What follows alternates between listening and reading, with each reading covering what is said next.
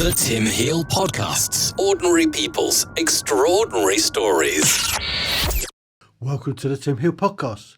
In this episode, I'm going to have a chat with Ashlee. Ashlee, can you tell me when and where you were born?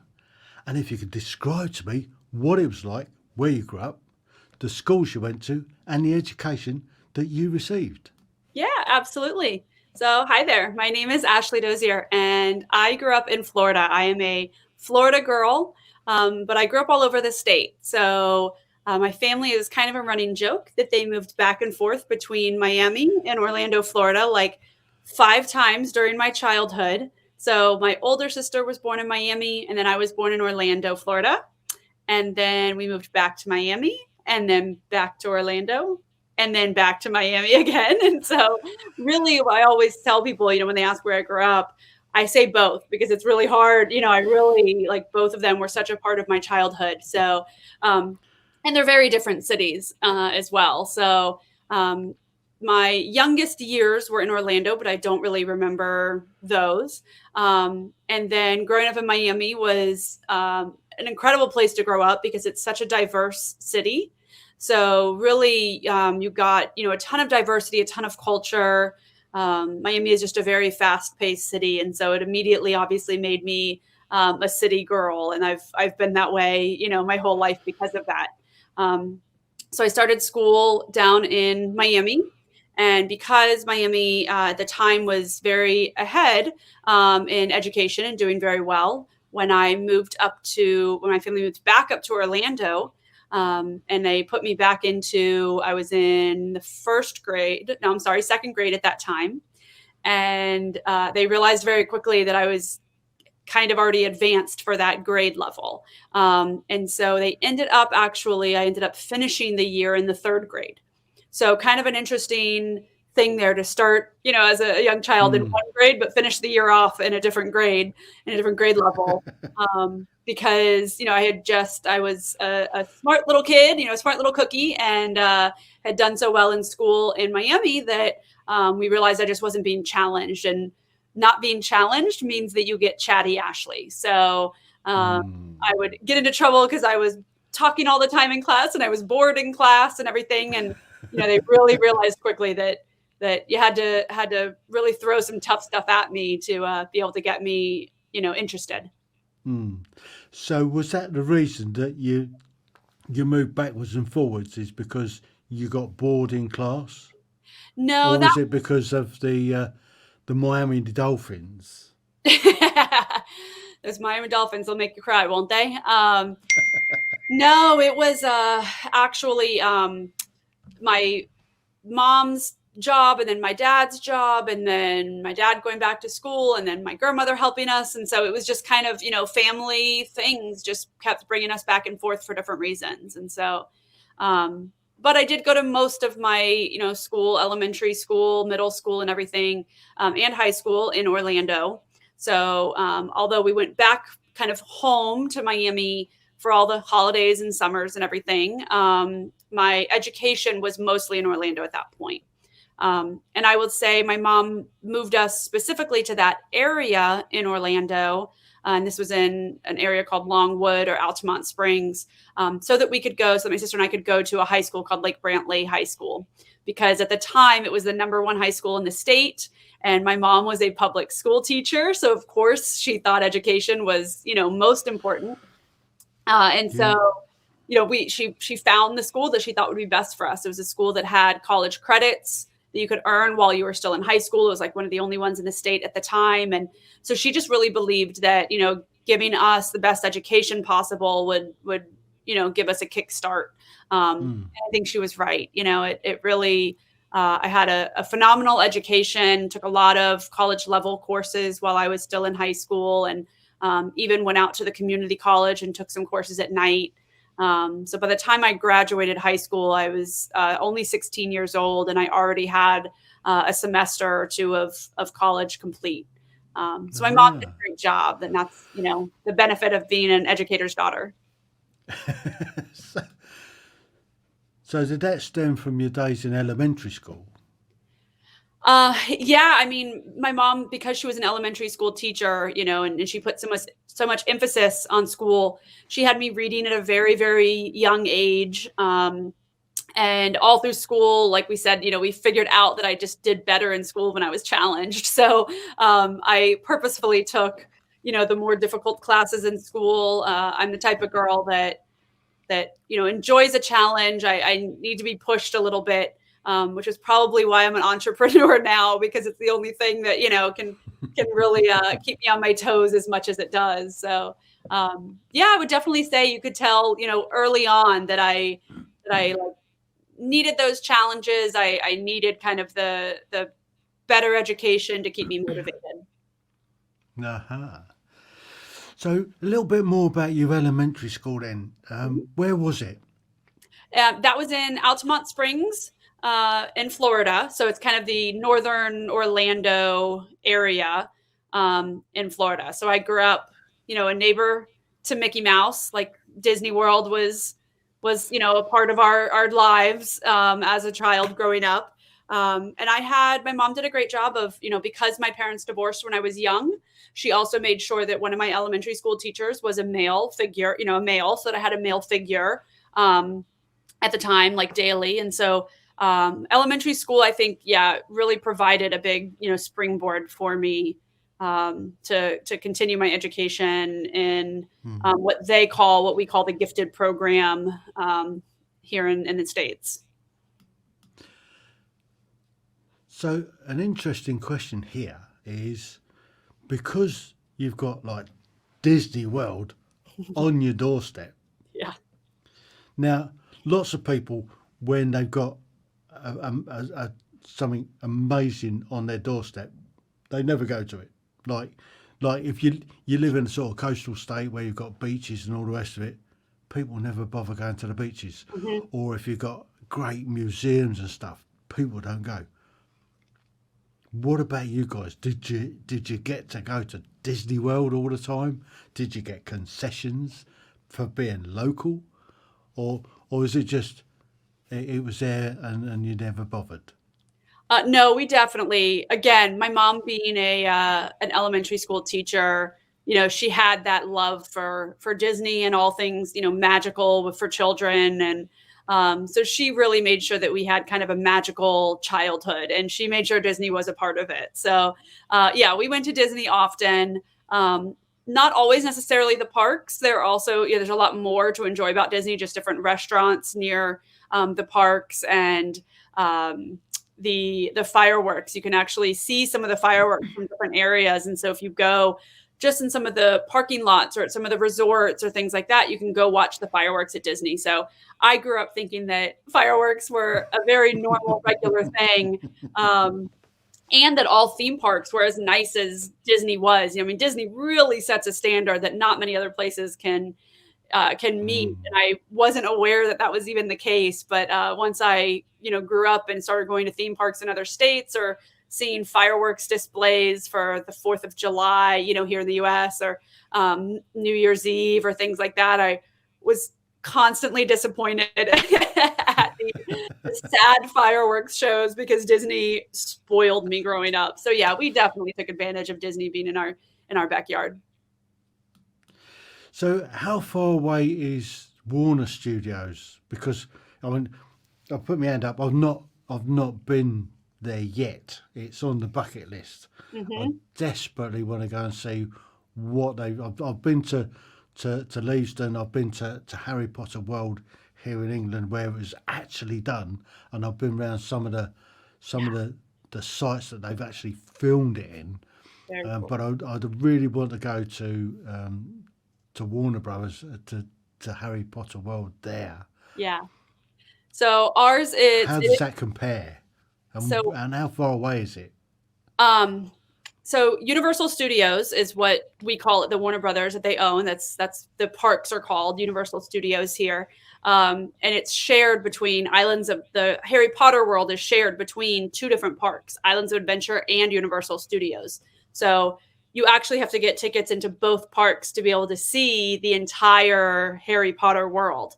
But I will say Universal Studios, I mean, they are 20 minutes it's 15, 20 minutes from Disney. And so they know that they have high standards, in their backyard. So Universal Studios, it's a beautiful, beautiful theme park. And their bigger thing is roller coasters. They are more of the roller coaster, more adventurous kind of rides, whereas Disney's a little bit more aimed towards families and children. So I would say that you kind of can get the best of both worlds, from them. I've been to Universal Studios a million times, but not since they've gotten Harry Potter. And so I haven't been able to see Harry Potter World, but my stepdaughter is dying to go. So I think that we might take her for her birthday this year or sometime soon. So we'll definitely give her a chance to check it out. Apparently, November is a good month to go when there's not many people there. So you don't get the crowds. That's So why her November birthday is on our list for a time to visit. Yeah, so I mean, the army put me off of flying, so I don't like flying. I'll fly if I absolutely have to, but I have this plan to come across to America on Queen Mary from Southampton to New York, and then take a train or something down to Orlando and go and do Harry Potter World there and do the other theme parks. I'm not in the roller coasters. Getting thrown around in helicopters and aircraft, it takes the fun out of it. but Understandably. Love Disney as well. Absolutely love Disney. I mean, there's loads and loads of Disney that we absolutely love. So, yeah, it's on the bucket list to do. Well, we definitely have a train that can get you from New York to Orlando. I've actually, in the 8th grade, I took a train from Orlando to New York for our 8th grade field trip. We did a trip to New York City. And so there's definitely trains, but I will say our train systems are just nowhere near as lovely as those in Europe. So be prepared that it's not the same adventure and experience, but at least it's possible. So you can get there without having to fly. Yeah, well, I might even drive down. It's a beautiful drive. There's a lot of things along the way, along that coast to see. So definitely. Or jump on a motorbike. Jump on a motorbike. That's an idea. There you go. Rent a motorbike. Rent a car. Yeah. I mean, at one time I could have probably driven a truck down there.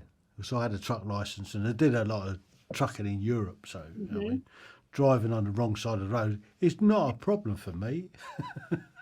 Yep, definitely. You definitely have to be aware of the opposite side of the road here. Yeah, absolutely. So, moving on for your elementary school and the wonders of living right close to Disney. Moving up to is it middle school or is it junior high? We call it middle school. We recognize that junior high is the same thing, but we tend to call it middle school. Mm-hmm. So, what was your favourite subjects in middle school? Oh, I was a science nerd, and I still am. I love anything science related. Biology, and especially human health and anatomy and those kind of things were always at the top of my list.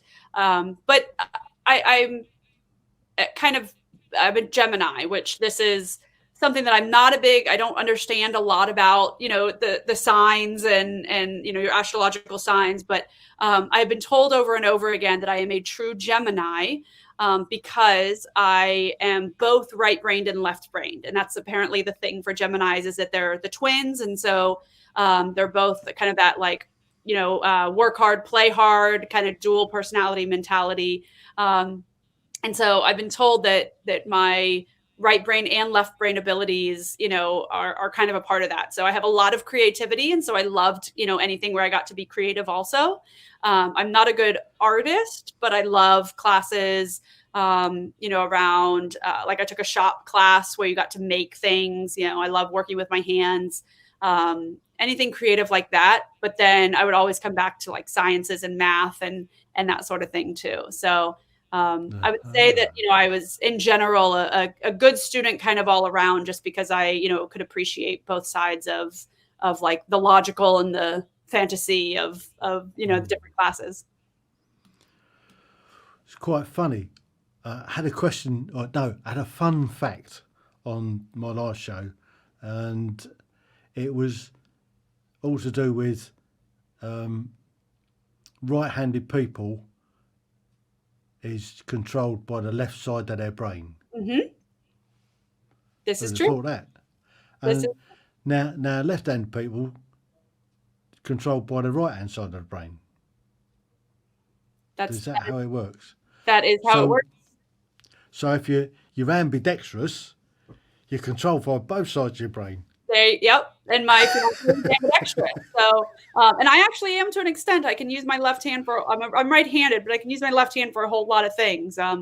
But they say that right brain versus left brain is that idea of creative versus logical, like those kind of two different sides. And it's interesting because I would say I am more logical than creative. I would say, I love a good spreadsheet. That's where the nerd in me comes out.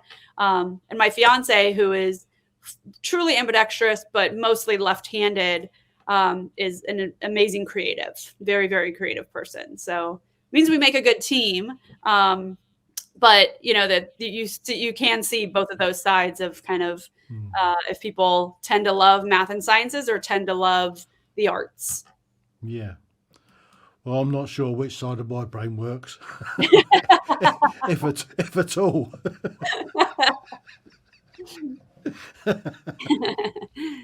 Yeah. So for me, it's I'm not quite sure, but it kind of works. It rubs along. That's right. It gets done what you need done, right? Yeah. So you concentrated on the sciences rather than the arts. I mean, did you do music? Did you do theatre, that sort of thing, or did you just concentrate on the sciences when you was at a middle sort of high school, junior high? Mostly sciences, but I did dance and cheerleading and those kind of things. So I love dance. Dance is definitely one of the places I like to be creative.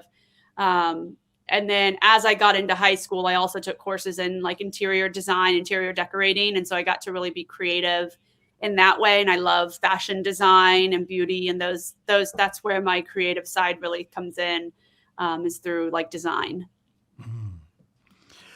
What sort of dance? Was it sort of ballroom dancing, Latin dancing?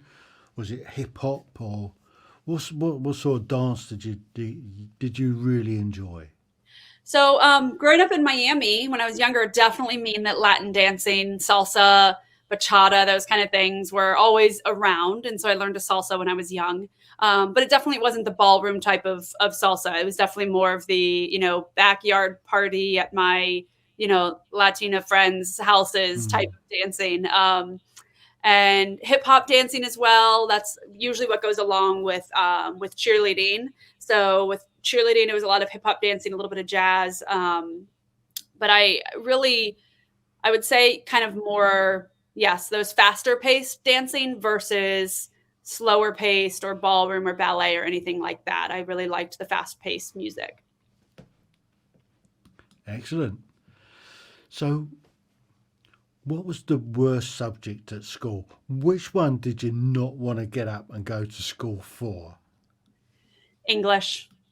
It was always and more so, not even like the grammar stuff I didn't mind, because again, that there were rules to it and that made sense to me. But when we had to start reading novels and diving into poetry and things like that, just it wasn't my forte. And I did what I had to get through classes, with all A's, but that meant that I struggled and screamed and kicked the whole way, while doing it.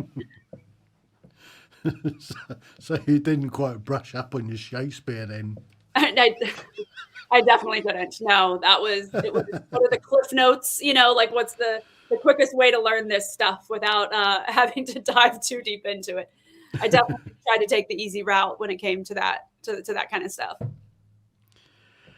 So what subject was your best? What one you couldn't wait to get to school for?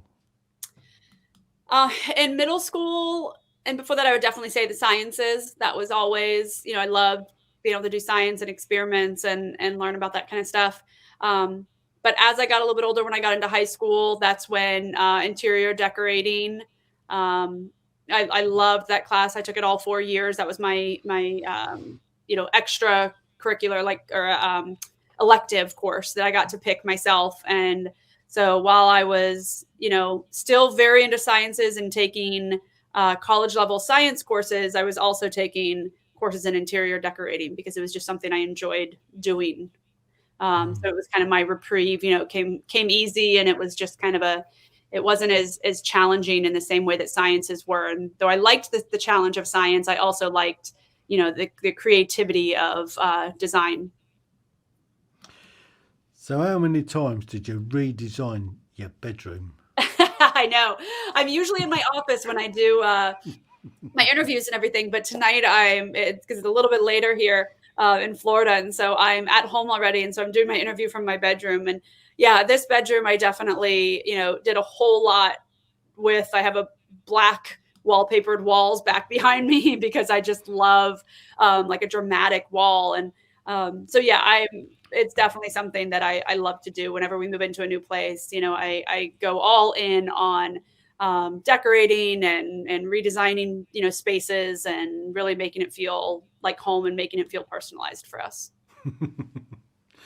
My late wife was like that. We were married for 23 years, together for 25 years. Because I was in the army, I used to go away a lot on operations, and I'd be away for 6 months, and I'd come back, and I came back and she'd redecorated. And I actually came back on one trip. I've been away for 6 months. I walked through the front door. I walked out again to check the number on the house to make sure I got the right house. You weren't sure if you were home. Everything had changed. As you come in through the front door, the stairs had changed. There was a bathroom downstairs. The kitchen was totally different. I'm thinking, what's that? Yep. Has somebody else moved in? Sounds like a typical week in my life, that I'm constantly changing out any little things that I can, pillows or accessories or pictures on the wall. And yeah, I love it. It's fun to keep it fresh. I mean, she knocked walls down and everything. I mean, I haven't gotten that far yet. In one old house I did knock down some walls, but not in the current one. But there you go. That was back then. So let's move a little bit further forward. So high school. How did you get on there? Where did you go? So high school, that's when I was at Lake Brantley High School. That was the school, like I said, that my mom, pulled us to make sure that we went to, because it was just a phenomenal school in the state at the time. It was one of the top ranked schools. And she knew that, she really wanted us to get a great education. And so it was an awesome high school, a very, very big high school. We had, I think there were almost 3,500 students. I know it's somewhere between 3,000 and 4,000 students at the high school. So a big high school, very big into sports. That's probably where some of my love of sports comes from, or, continued on. I was a cheerleader, and I was on the track and field team. So I ran sprints, and I was a pole vaulter, and, really enjoyed, the sports that our school offered, because we were, state champs in football on occasion, and state champs in baseball, and all kinds of things. And so it definitely increased my love of sports to go to a school that was, put a lot of effort behind their athletic departments. But then their education as well. Like I said, they offered college level course called AP, or advanced placement courses, that, you finish the course at the high school, but then you take an exam at the end, and it gives you college credit. And so it was, that was something that I enjoyed doing. And our school offered, a lot of it. And it was kind of when that was a newer idea back then. School was a little bit difficult in a way, because I was very young compared to my peers, even though they were in the same grade level as me. I was a year or two younger than most of them. So while most of my peers were 18 when they graduated, I was only 16. And so here, in the States, you get your driver's license when you turn 16. And most people got that when they were, at some point during their sophomore year or their second year in high school in the 10th grade. And I couldn't get it until my senior year or my 12th year, the last year in high school. So I was like the baby sister to everybody that, couldn't drive yet. I was so young. And so that part definitely wasn't as fun, to be the baby of the high school. But it was nice to kind of have that kickstart in my education, like I said. And I made up for it in college because I, spent an extra year in college to be able to kind of make up for that year that I had missed when I was younger. So, but yeah, high school was a fantastic experience. I know a lot of people say they couldn't wait to get out of high school. And I'm sure I felt that, in a way. But I was a good student, or I did well in school, but I wasn't always a good student, I should say. I was, I skipped school on occasion. Don't tell my stepdaughter. And when I say on occasion, I mean very often. But I always made sure that I, showed up for test days. I always made sure that my work was turned in. That's where, again, that Gemini work hard, play hard thing kind of came out. I was a straight A student, but I wasn't necessarily always in class. Fair enough. Now, question, pole vault. Did you use a solid pole or did you use the sort of one of the sort of carbon fibre bendy ones? And was you any good at it? What was the highest that you managed to vault over? Everybody always asks me that, and it's so sad that I don't remember. I don't remember my best. This was, a few years ago. Well, I won't say how long ago it was when I was in high school, but I really don't remember my best. I will say that I was tiny when I was in high school because, like I said, I was so young. So I was, 13, 14 years old out there pole vaulting. And I was using, because I was the first female pole vaulter at my high school, I was using the same poles that the guys were using. So these 17 and 18-year-old, young men. And here I am, 90 pounds soaking wet, trying to use the same poles. So technically, yes, they were the poles that bent, that you'd get a bend out of. However, I could not bend those poles to save my life because I just wasn't heavy enough or strong enough. So I had to really rely on upper body strength to be able to pull myself up and over because the pole, a bend of the pole was not going to do it for me. So I won't say I was phenomenal. I probably wasn't, but I had a blast doing it. And I won a lot of ribbons because there weren't a lot of female pole vaulters at the time in our district. And so it was great fun for me to be a part of the team and to, be able to contribute in that way because so many meets that we went to just didn't even, only had a handful of pole vaulters. So it's kind of a cool small club of us that were doing it. So you've only got to be able to get over without knocking the bar off. Yep. and you score big points. Yep. Oh, I can see that. I can see the advantage in that. Yeah. Yeah, go for a little niche and it's a bit like me with telemark. I'm a telemark skier and Okay. I skied telemark for a long time and I've competed at it. I was on the first Army telemark team to take on the Navy and then I took teams every year to the British Telemark Championships. Wow. And it's a small portion of people that can ski telemark and to make it look graceful as well. I mean, that's the key to it. I mean, to make it look graceful and easy, and people just look at you and think it's really hard. Well, I'd like to think I was a graceful pole vaulter, but I'm sure if we called up my coach and asked, they might have something different to say. But I think that's where my my dance abilities, came in, is I could at least be graceful while doing it from all my cheerleading and dance and everything. Brilliant. So, I guess you graduated high school with straight A's, and where did you go off to college then? So in the state of Florida, they have an amazing program called Bright Futures Scholarships. And they actually use the lottery, so the state lotto, they use money from that to provide scholarships to high school students who are in the top like percentage of their classes. And so because of that, I earned a full scholarship to any state college. So I decided to stay in the state to go to school. And I went to the University of Florida.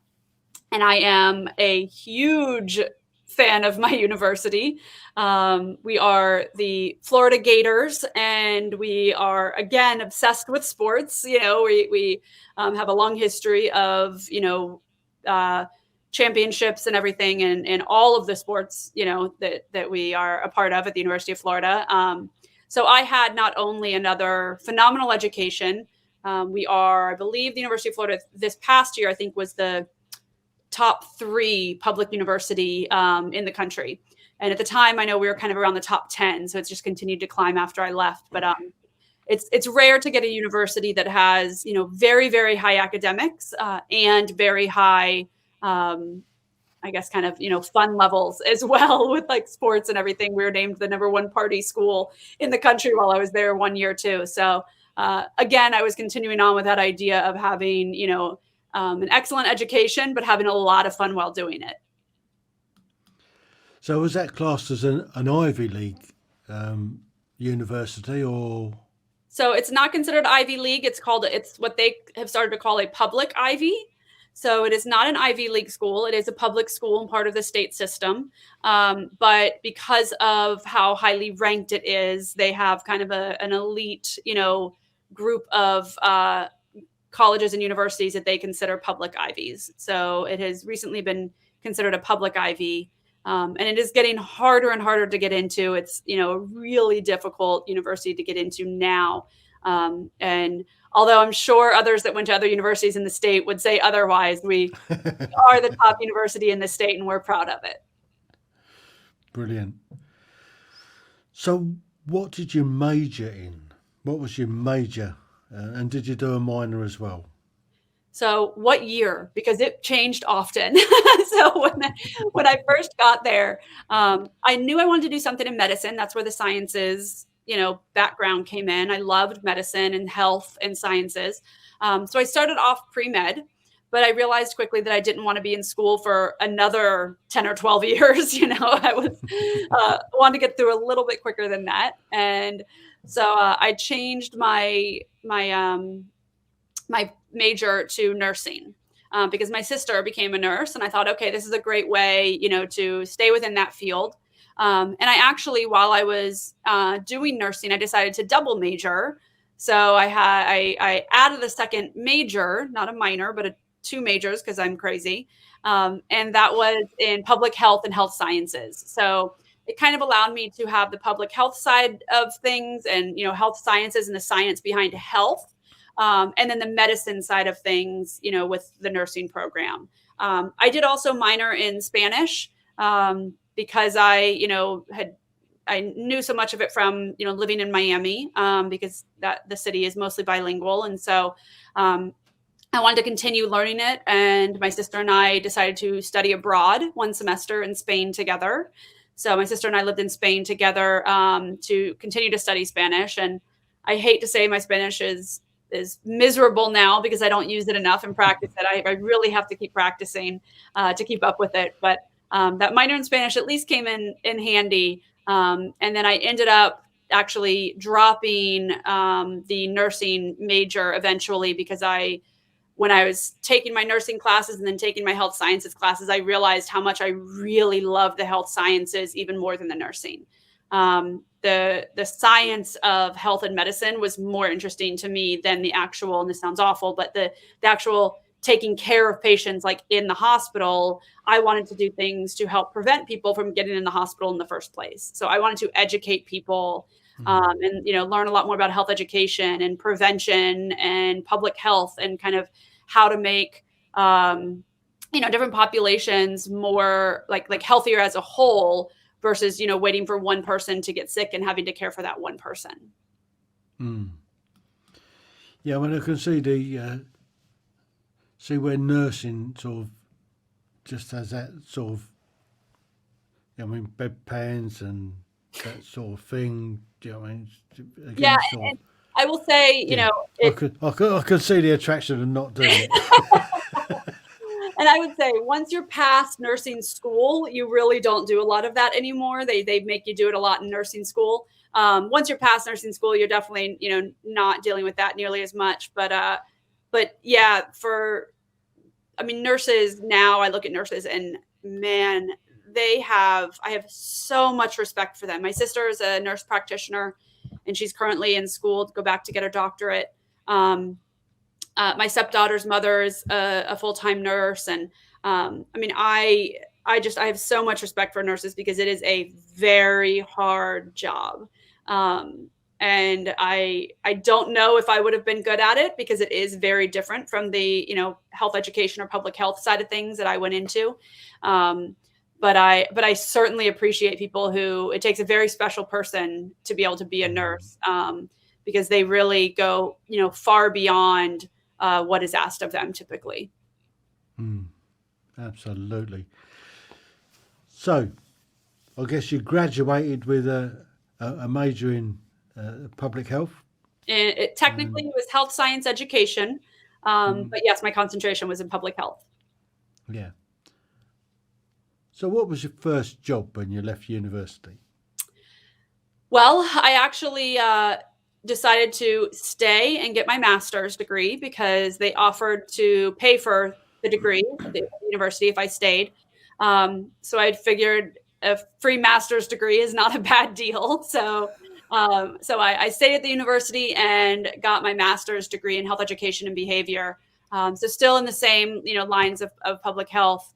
But I taught at the university while I did that. I taught a health course at the university. And I also worked part-time for the city of St. Pete, or the city of Gainesville, where the university is at. And I did programming for them. I did programming for children, after school programming, and did, the health side of that, made sure that they were healthier programs. So students were learning about health and nutrition after school, and they were learning about exercise. So I really enjoyed that. And I ran some of their summer camps. So I kind of ended up working a lot with children, even though that wasn't my initial intention. I also did my internship when I was in college with a organization called Planned Parenthood, which does sexual health education. And I really love the sex ed side of things because I think people are scared to talk about it. It's taboo and people are nervous, to talk about that, but it's so important to talk about. So I did a lot with sexual health education as well. And like I said, kind of youth education. So my first job after, my getting my master's and after all that, I actually taught at a high school. Not something I meant to do or wanted to do or stuck with. It was fun for, the year or two that it happened. But that was it. I then quickly switched gears back into the public health realm. So teaching is quite a divert. So how did you get into the public health side after teaching then? I got my first job, after teaching, as basically the director of a health education program inside of the student health center at a major university out in Texas. So I moved out to Austin, Texas. And it was funny because when I applied to the job, I kept saying, like, this is a dream job, to be fairly fresh out of college, only a year out of my master's program, and to be able to be, the director, to be able to run a department at that age. And I remember saying at the time, I was like, when I go in for my interview, they always ask, for you to do a presentation of some sort or, a lecture of some sort on a topic. And the topic that they gave me was sex ed. And I remember I said, as soon as they gave me that topic, I was like, they just handed me this job. I could talk about that for hours, so that's like an easy one for me. If they would have given me something tough, then it would have been very different. But I was like, this is going to be a cakewalk. And so I flew out there and I interviewed and, answered a million questions and then did my, short little presentation and lecture on sex education, which is something that the state of Texas needed very badly anyway. And so I really enjoyed, being able to share that with them and share, kind of being a little bit more open about that topic. Got the job and ran the health education department at Texas State University for 2 years. Just 2 years. Just So 2 years. you're going from your dream job for just 2 years. Why did you move on? I Or realized did you move up? I moved up. So I realized very quickly that, my dream job, as much as it was a dream, and I loved working there. I loved working for the people that I worked with and everything. But unfortunately, in the public university system, the pay is just not what it should be for professionals in those fields. So I realized, after only 2 years that, unfortunately, I wasn't going to be able to create a long-term career at that level. So that's when I started to look at moving to Atlanta, Georgia, where the CDC, or the Centers for Disease Control and Prevention, are. And I started applying, looking at positions there and applying for positions there, and eventually got a position at the CDC. So I went from a dream job to a dream job. That's kind of the pinnacle of where every public health professional wants to work, and I was able to do it, which was just an incredible experience. So how long did that last then? Again, that one was only a few years, unfortunately. This time it wasn't my fault. I would have stayed longer, but the program that I was working on was part of a budget that came directly down from the president at the time. And as soon as politics rolled in, they cut that budget and decided that doing nationwide prevention for the top 2 killers in our nation was not as important as it should be. And I'm sure you can hear the bitterness in my tone still, because it was heartbreaking, to learn that obesity and tobacco, which are the top 2 killers in America, that they just didn't want to keep funding, what we needed to help prevent that. There are still major issues here in the US, and it's still something that we are battling with, and it's still heartbreaking because this was the first time, that much effort and money had been put towards a prevention program for something like this, and was showing huge, improvements and results and strides early. Typically, it takes a very long time for programs like that to show results. But the way that we were doing it, because we were attacking environmental changes versus, personal changes, we weren't telling individual people that they had to stop smoking. We told people who wanted to be at a public beach that they could no longer smoke at a public beach. So we really, looked at the environment of it and said, okay, you're welcome to still smoke, but you're not going to be able to smoke in as many places in the public and disrupt other people with your cigarette smoke. Or, it'll make it a little bit harder on you to smoke. So hopefully you'll smoke a little bit less because of that. But again, we weren't attacking people's personal choices. We were making it easier in their environment to make healthy choices. And it was making a difference. It was an awesome program. It was called Communities Putting Prevention to Work. And it's something that I'm incredibly proud of and that I was a part of. But it was very, very sad to see that budget get cut and that program go away. Well, we've had similar in the UK for some years ago now. They stopped people smoking inside public buildings, public houses, and public spaces. And it's worked. It works. I hated going into a pub, into a smoky pub, and it was horrible. You come out, Awful. your clothes stink and everything for days. Yep. Now, we go to the pub at least once a week to do a quiz, and it's a great environment nowadays. And all public houses and restaurants are the same. You're not allowed to smoke indoors. I can remember as a lad going to the pictures and people smoking in the pictures. Oh, yeah. They call it the movies. They call it the movies in America, Right. but over here we call it the pictures. Yeah. And on airplanes and, places where you just look back and you're like, man, they were shutting people into those, those spaces and filling them with smoke. And so, I mean, obviously, we had tackled, indoor spaces first, and most of the US, you can't smoke in indoor spaces. There are still a few exceptions for some bars and pubs and, places like that. But for the most part, you can't smoke anymore. And that was one of my biggest accomplishments before I left Texas too, was getting the university that I worked at. I actually created the entire program and was able to get that university the campus to be smoke-free before I left. And we were the first major university in the state of Texas to go smoke-free. So another huge accomplishment, because it meant that you could walk around campus and not have smoke blowing in your face just while you're trying to walk from class to class.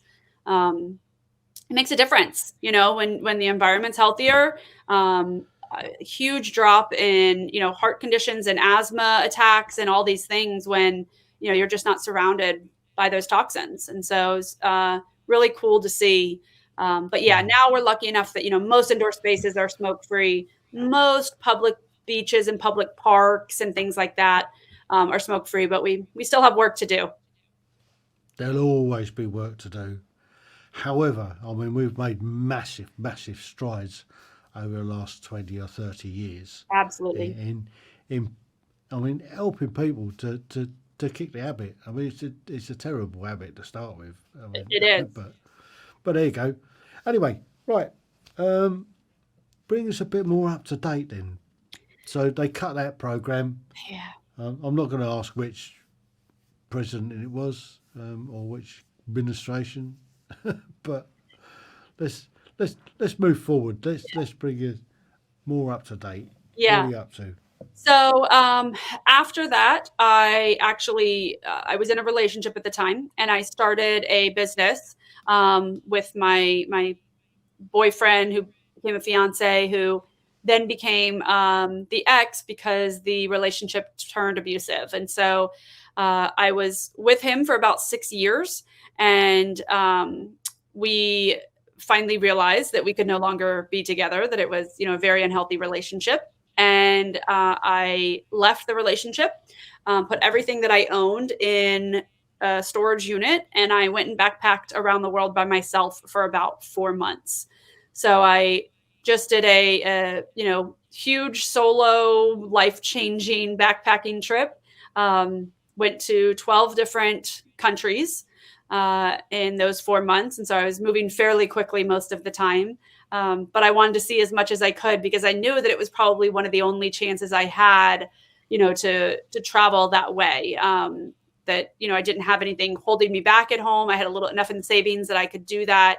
And then whenever I finally got back to the States, I moved out of Atlanta and back to Florida, which is, where I always wanted to come back home to Florida. So I'm back in Florida now. I'm in the Tampa Bay area. And after about, a year or two of being home, I realized that one of the products that I had found while I was traveling, while I was in Egypt, actually, I did a cruise down the Nile River, which was an amazing experience. And my guide for the day, one day before we went back to the port, asked me if I wanted to stop at a little perfumery. And I said, sure, why not? I want to experience everything while I'm here. And so we stopped in this little perfumery, and they brought out all these beautiful, oils, fragrance oils, and lavender and vanilla and eucalyptus and all these things that are stunning. But I remember saying, these are beautiful, but I can get all this stuff at home. Is there anything that I may be able to get that I may not be able to get at home, that I may only be able to get here, or that's a little more Egyptian? I wanted to learn more about your culture. And they brought out Papyrus Oil. And I mean, now looking back, I can easily say it was life-changing. But even at the time, I felt it hit my soul when I smelled it for the first time. It was just incredible. And I thought, I need a lot of this. And I think I ordered 3 or 4, big bottles of it and shipped it back to myself, because I couldn't continue carrying around, these big glass bottles of oil in my backpack as I'm backpacking, next through Europe. So I sent it all back home, got back home, was wearing it everywhere. And people just kept asking me what I was wearing, what it was. where it was from. And I said, oh, it's papyrus oil. It's just papyrus oil. It's a pure essential oil, no big deal. And I said, I'll look online for more of it. And I did. I went online thinking I'll just order more. And I realized that you could not get it in the US as just pure papyrus oil, or really anywhere online. And so I kind of had one of those light bulb moments and decided, that I could be onto something here, and got back in touch with that little perfumery in Egypt, and set up, some systems with them to pay them to begin importing their oils. And I started a fragrance company. So I ended up being, an entrepreneur all on my own, with a fragrance company called Anuket Luxury Apothecary. And I named it Anuket because she was the Egyptians' goddess of the Nile River, and because papyrus, yes, that thing that the Egyptians used, for paper and to make all kinds of things, it grows along the Nile River. And so I wanted to give that nod back to the Egyptian culture as kind of a thank you to the goddess Anuket for providing, bountiful amounts of papyrus along the Nile. And so now I own the fragrance company. We continue to import those fragrances from Egypt. We hand bottle them here in Tampa, and we make some other self-care items and fragrance diffusing jewelry and all kinds of cool stuff. So my creative side got to come back. It's full circle, that I created my entire company and branding and everything on my own. So not only do I create, the jewelry and the visuals for my branding, but I also take care of the financials and the spreadsheets and everything else. I get to use, both sides of my brain again, which is really lovely.